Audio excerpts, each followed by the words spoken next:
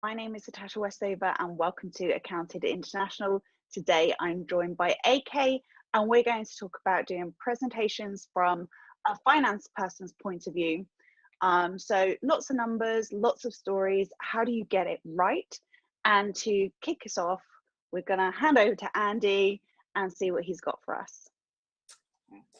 Hi, Natasha. Thanks for that. In terms of meetings and most meetings have a requirement for you to present stuff.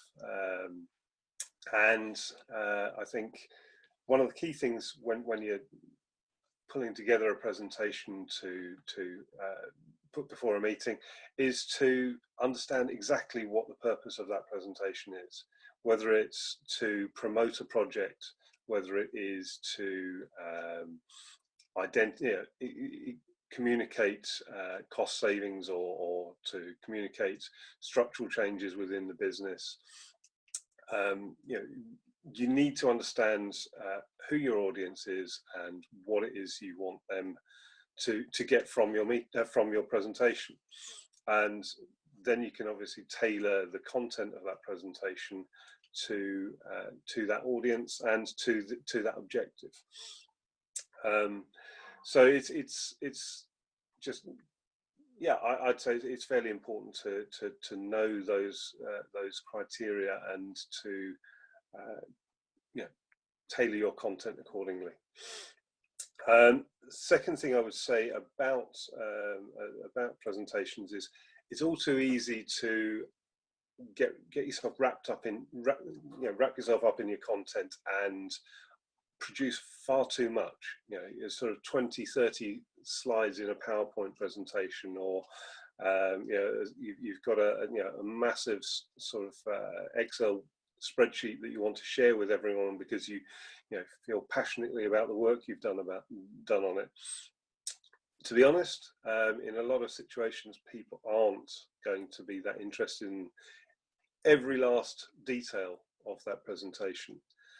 So I would suggest keep it punchy. Just have a very brief introduction to what it is you're trying to achieve with your presentation, and the structure of that presentation, so that people understand from the outset how long you're going to spend talking to them about the particular subject, and then perhaps spend 40% of your meeting time going through your presentation, leaving more time at the end. I think it's more important to have time at the end to discuss what you've presented to them, get people's feedback on it, and perhaps make some decisions or action points off the back of it. And then, as with all good meetings, at the end of that meeting, you then spend time summarizing it, allocating actions to people, so that you can move on. Do you have any angles on that, Natasha?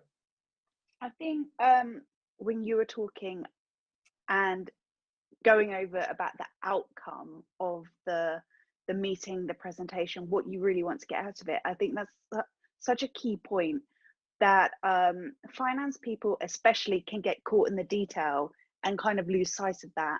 But also, are you there to give information? You're there to convey information to a group of people, or are you there to try and use information to get people on board with something? So if it's a restructure, you're trying to give them information, but you're also there to get people on board to be comfortable with that idea. So it's about using financial data or financial information to actually sell an idea. And a lot of time that happens. And if you're aware of that when you put your presentation together, then I think you would structure it quite differently to just saying, this is all the financial information we use to get to this decision. That's a very different conversation to, we're going to use some financial data to get you on board with why we're doing a restructure or relocation or something like that. So you might be there to sell an idea or get people on board. And if you're doing that, you have to identify it is the very first thing. And then it's like what you were saying about all good finance people. We've all done it. We got stuck into our spreadsheet. We love our spreadsheet. but it's about almost like leaving the spreadsheet behind and saying, what are the three big things that spreadsheet tells me about this topic? And just taking those three things and using them for your presentation. A presentation is like any good book, it's got a story to it. And actually, your financial information is just a basis, it's some statistics by and large to tell a story. So when you approach it, it's almost easier. This is how I do it anyway. I do all the stats, numbers stuff to it, and then I almost like, if I can leave it overnight, I will. If not, I'll take my lunch break or have a cup of tea, and then I come back to it and I'm like, what are the three key things that people need to know as to why we're moving in this direction? So that's what I would say based on what you just said. Yeah, essentially, yeah, much the same sort of thing in terms of yeah, producing almost an executive summary to your presentation, so that you can say, look, here is, you know, the background, here is the sort of the workings behind it, here is the rationale behind the decisions I think we need to make, and then literally provide bullet points at the end to say these are the things we need to discuss and agree on, and you know, the sort of pathway we need to formulate to achieve what we want to what we've set out to achieve. I think, you know, but I think on that point, Andrew, it's so easy to lose sight of that when you've put together reams and reams of financial information to then make a decision. yeah. It's so easy to lose sight of just the key drivers for a decision, that and be able to step back from your work and identify it's just those key items there that have driven us to make this decision. And you and I are talking about it like it's really easy, but it's not. So that's why I just want to labor the point a bit more. It really is taking a step away from that financial data and then thinking about your audience, thinking about what you're trying to sell, thinking about the outcome of, do you want them on board, or are you just there to tell them this is the way it is and you don't really care how it feels? Like, all those have a slightly different presentation, don't they? Absolutely, yeah, and yeah, it's thinking about your presentation in a wider business context, not just from a finance perspective. You know, the repercussions of your financial analysis and how that impacts on other departments, other parts of the business. Yeah, so I think you know, having that ability to lift yourself above the detail is key in advancing. The final thing that I would say is, with regard to sort of pulling together presentations, is just beware of you know, death by PowerPoint. Too many meetings, and I'm talking about you know, supplier presentations, I'm talking about internal you know, sort of meetings. People prepare reams and reams of PowerPoint slides, you know, with lovely images of things and, you know, animations and whooshing noises and all sorts of fun things like that. But reality is, you're there to you know, to achieve an objective and try and keep it focused, and also try and remember that that is just a tool to you know, to aid you in your presentation, to aid you in your meeting. You shouldn't present the slides and literally sit in front of an audience and read those slides. You can send those slides to people and you know, they can form their own opinion in advance of the meeting, save a whole lot of time. So if you're going to use PowerPoint or Excel to, you know, to illustrate your point, literally use it as an illustration, not as the presentation. You know, you can have a couple of financial stats on a slide, but talk about the, you know, what, you know, how you've arrived at those numbers, etc., rather than just tell them what the numbers are. So yeah, beware the perils of PowerPoint. Oh, absolutely. I'm always suspicious when someone's got such a great looking presentation, and it's almost like, have you just tarted it up and your message is really weak? You know, And on that front, I would say, think about, no, like you might have excellent PowerPoint skills, in which case that's cool, but make sure your message is real, it matches it, you know, they're at the same level. There's nothing worse than seeing such a great presentation, but actually the message is quite crap. And I would say to do that, you have to think about who's in the room, who your audience is, and if they were, bear in mind, they haven't seen all the data that you've seen. If they were just to take your presentation, would they be satisfied at the end of it? When you finished your presentation, are they going to leave that room knowing they've got enough information, but not too much, that you've gone into all the detail?